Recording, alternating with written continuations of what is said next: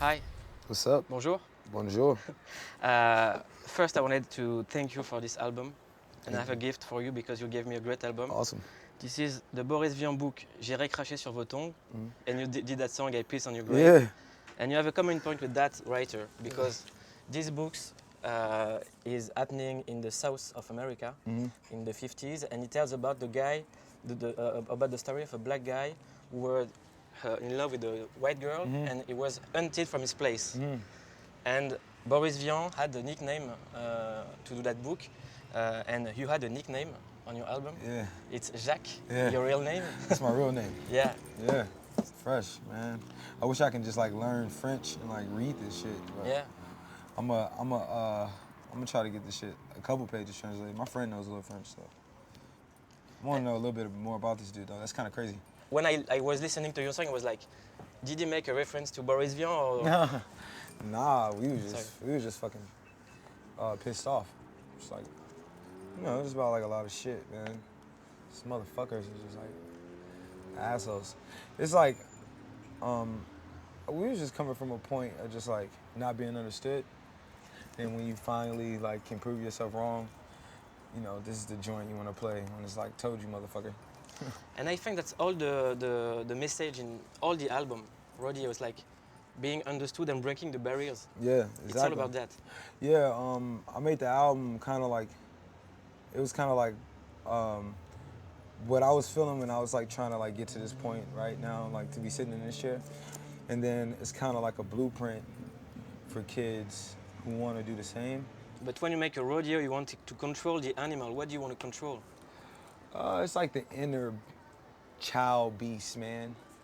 Like, you know, it's kind of like that person that might be misunderstood, might like be like mistook as like an asshole or like taken as like a mean person, a rude person. But it's really just like super, you know, energized.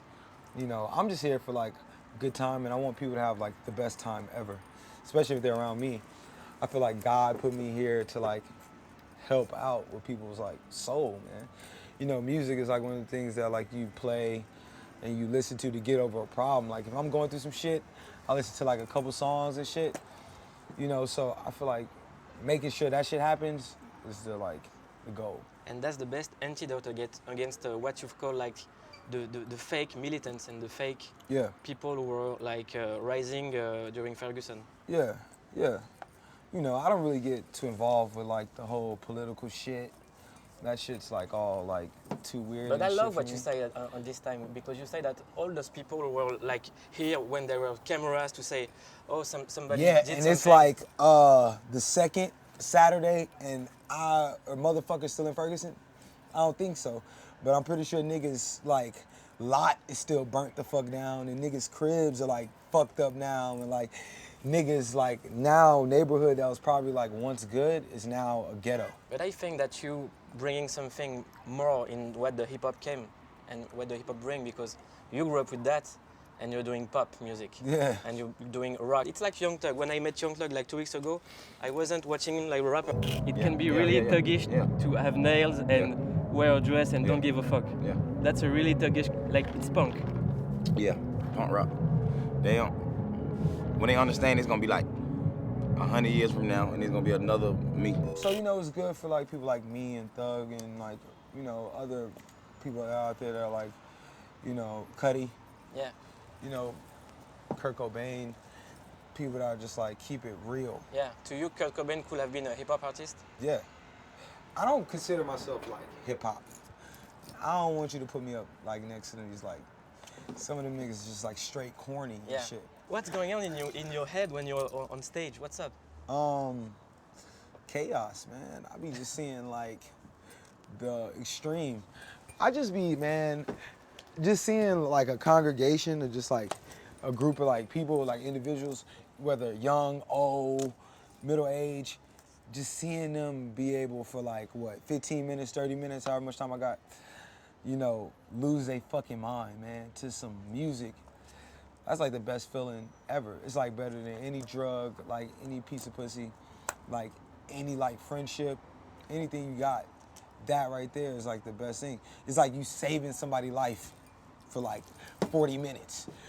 And then that can like translate into like 10 years of saving somebody's life. That's what I do it for. It's not really like the money and shit. It's not for like it's not for like the fame. It's not really for like a book. It's not for a Wikipedia. It's not for a t-shirt. It's not for a fucking like big funeral. You know, it's for, you know, somebody to like really, you know, walk away and be like, man, I could do some shit today. You say two words interesting to me, it's like fame and Wikipedia. Why? Cause the internet and like shit is just like, you know, it's just, it could be like taken the wrong way. Because I think that Twitter, internet and fame and all the blogs turned everybody into suckers. I like Twitter, I like Instagram, and I'm the fucking ringleader. But, you know, it's about how lit your circus is. Circuses, you know, it's like, in Houston, yo, what was the name of that circus? The Universal Soul Circus. That's like the best, like one of the illest, like black, that was like a black circus, ran, like, that shit was so dope.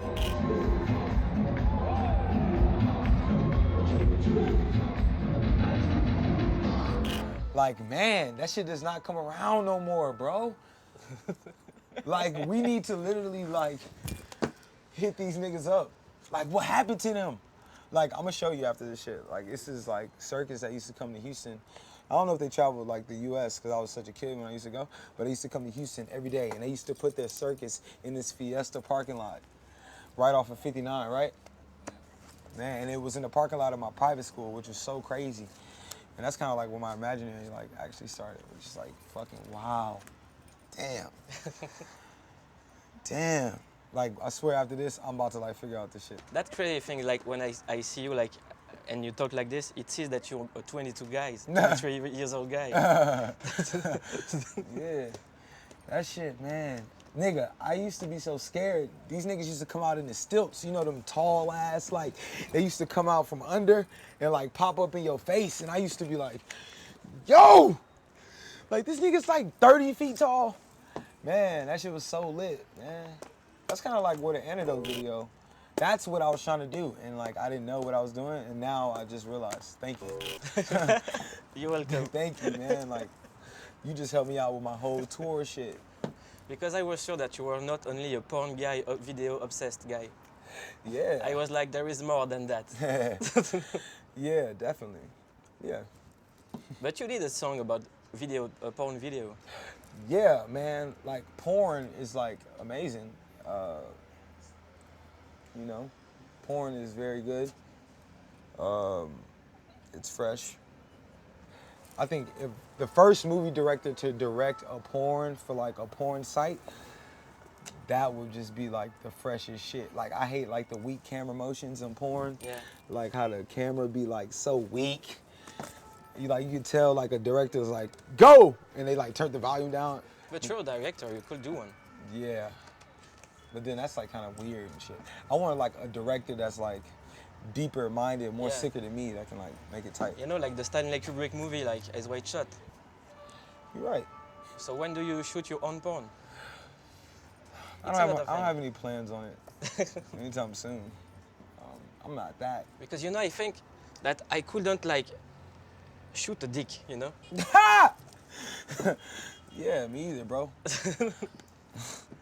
That's not the focus. Yeah, you know?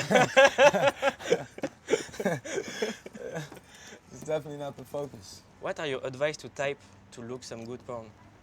Because I'm always lost, you know, I'm not good at it. I was like a VHS guy. Bro, my first time seeing porn was on VHS. My dad like had some like VHS shit. But I don't have any advice. I just search like fat asses. To type like, fat asses? Whatever you want, man. Whatever you do, whatever gets you off. I watched to talk back about the stage. There is the paradox with your album. It's like when you make a crowd crazy with slow beats. Yeah. Tell me about that. That's the tempo, man. It's the drugs, man. Which drugs? Life. And just, you know, whatever comes out, the body. Whatever. That sounds like some weird ass, like mythical shit. But, you know, when like antidote, man, like I was like loving how like that tempo is like kind of slow. My whole thing, man, with the shit, it's just like impact and just like vibe.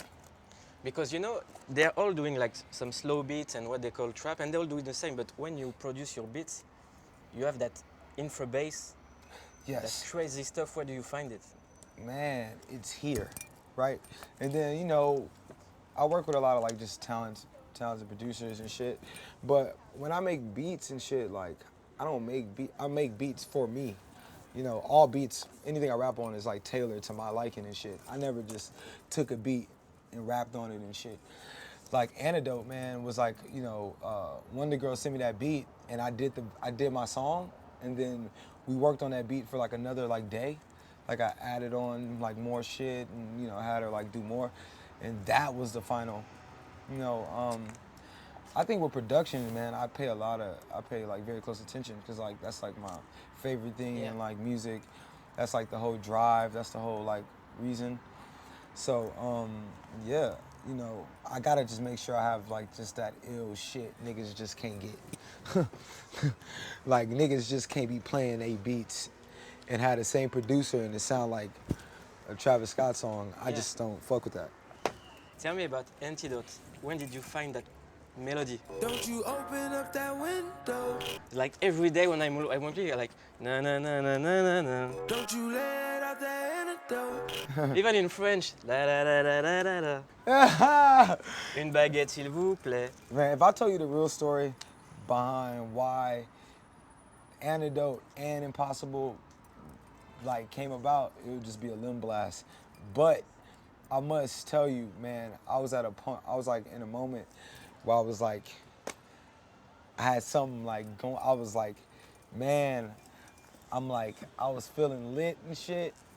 And then I was just like, some shit happened and I was just like, it was like a certain absence for like a good like 2 weeks, like a week. And I just felt like by myself, you know, and I just like sat in the studio and just like really went in, man. But you know, I freestyled that whole shit. Really? Yeah, it was like it was one take. No. Yeah. Antidote is one take? Yeah. All the way up to my second verse, my last verse, I like, when I came back from Dallas, I did that. But the chorus and like my first verse, it was like all one take, like the whole shit. That was like the first thing that came off my mind, like popping pills is all we know. Inhales is all we know. Don't go through the Yeah, and then we had a show in Dallas. Let's go. I just said a I went to this party and I played that shit. And nigga, when I played it, the video's on the internet actually, you can find it. I played it I was at Jambalaya.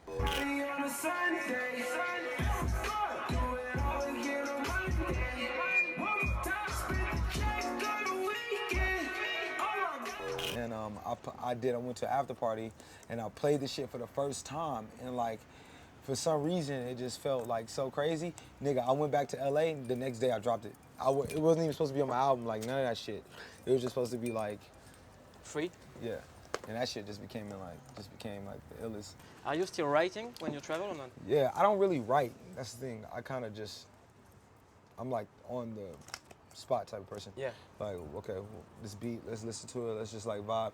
And then I do a melody and we go back and like do it. But I don't just like sit in my fucking house with no guitar. Like, I'm goddamn like, you know, Taylor Swift or some shit, like writing fucking, you know, folk tales and shit. Nah, I don't do that weak shit. As long as you did Antidote in one take, I just can respect. That's how we do it, man. And I made Antidote with like all my friends. Like, man, I was like not in the booth. I was like right next to the engineer, you know. My mic was out there. It was like 5. How many people was out there? It's like 8 people in the room. I just threw my headphones on. Like, man, do we have video of this shit? Like, nigga, I was like, if you was to see my face, like the drugs, man, I was like on the lean, like. This song is possessed. There is something. Possessed. Really, really, this is possessed. In Man. France, we say genounet. It was dope. It's really what the word is, antidote. Like, I was so serious. And popping pills is all you know? No, that's not all I know. I didn't say me, I said we. What is the difference between you and we? Man, I got very good friends, man. Very strong, like, supportive, like, inspiring friends, man. I think everyone should have that shit. You know, I got the friends that are like, you know, none of us are like driven off of just like something that's like addictive, where it's like money, you know, hoes, you know, drugs, clothes, food. Man, we just like here for the love and shit, and we just here to make sure we all like learn and we not like fucking up. We want to inspire other black kids, man. Getting interviewed by you is like very strong to be black, man. It's like hard. I'm from Houston. Do you know how far down the map that is? Yeah. That's damn near Yeah. like And South I'm America. from Noisy-le-Sec, so I'm happy too to Yes, talk with you. this is like far away, bro. Paris is far. It's a dream. New York is a dream. You know, we do it just to make sure we don't let like people down, man. It's a lot of people looking. To keep real, even if you have success, is because you have a responsibility. Yeah, super, man. It's like family. I got a little sister. I got like a little brother. I got an older brother that's autistic, man.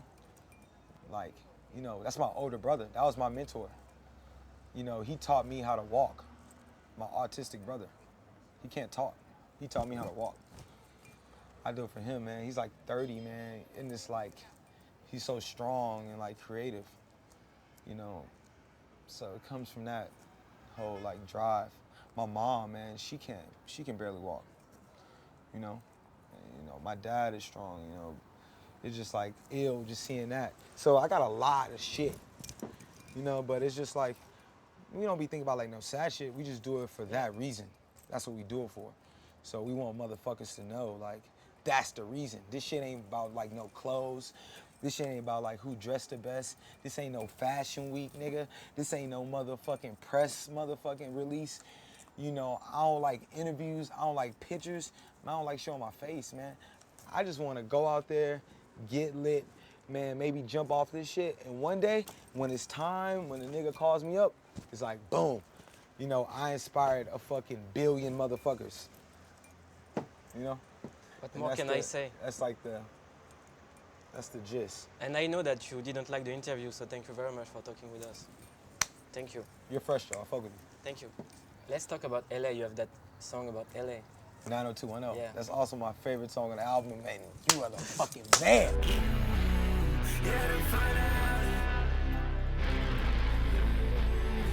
Nigga, I had that song.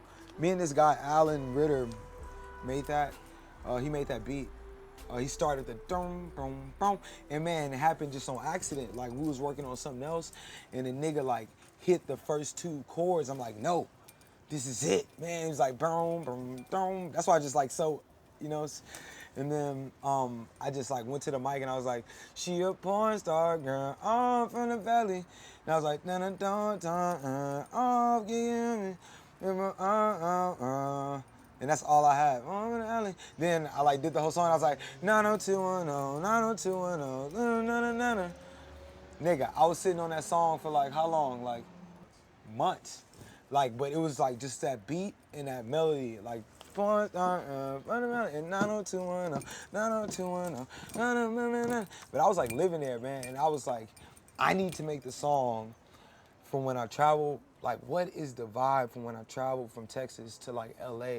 Like, literally, man, I went from Texas to New York to LA, back to Texas because I had to leave LA because like I couldn't stay there no more, and then back to LA.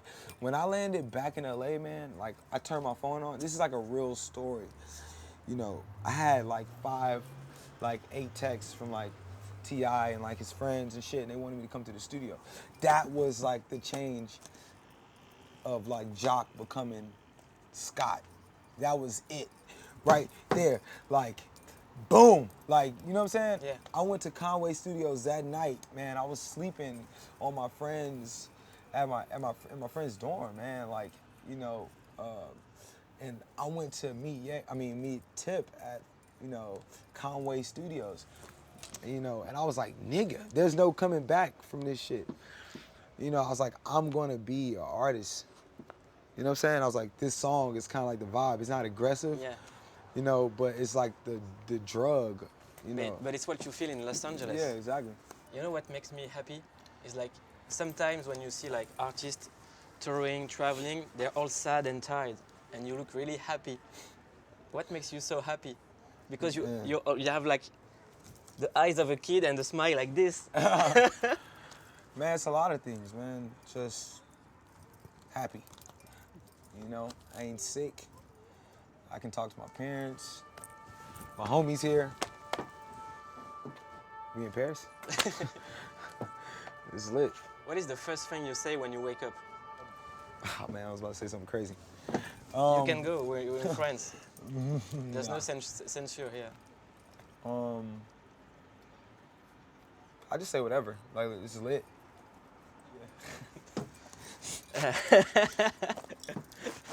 Let's talk about music. You know? You've worked in studio with Kanye. How is it to work with him as a producer? Man, it's like one of the best. You learn a lot. You take a lot from it. When you listen to big producer like Dre Yeah. or Pharrell, they have their sound. You know that it's him, but Kanye can do all the sounds. Yeah, exactly. And that's what I like. It's not just like, you know, it's not just like based on like one sound and shit. It's kind of just like it's like a formula. You know what I'm saying? And he teach you like the formula. He teach you how to compose. It's not really like making beats. You just like making Music. You know what I'm saying? And then the song just comes with it. In the creative process, is the mix a great part? Yes, man. That's like, I'm so glad you said that. That shit can fuck me up. I got a song right now, man. The song is so good. We liked it just like 5 days ago, that Pipeline Good shit. But now I did a new beat, and now the beat, like the mix isn't as good, and now the song, I don't play it as much. But I feel like when I go back and fix it, it'll be way better. But when you are mixing a sound, what is the most long Drums. to take? The drums? The drums. I don't give a fuck about nothing else. You hear me? Nothing, bro.